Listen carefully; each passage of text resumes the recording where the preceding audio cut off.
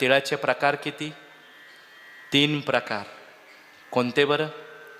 पहिला तीळ पांढरा तीळ, दुसरा तीळ तांबूस तीळ आणि तिसरा तीळ काळा तीळ.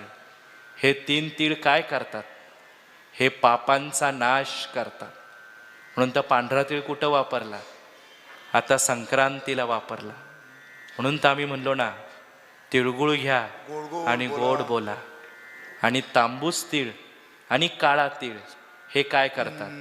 तर हे शारीरिक आणि मानसिक या दोन्ही पापांचा नाश करतात. म्हणून तर हे दोन्ही तीळ कुठं वापरले? पिंडावरती. आणि पांढरा तीळ संक्रांतीला. या वाणीनी जे शिव्या शाप खोटं बोललेलो आहे त्याचा नाश कशाने होणार? पांढऱ्या तिळाने होणार. आणि काळ्या आणि तांबूस तिळाने शारीरिक आणि मानसिक या पापांचा नाश होणार.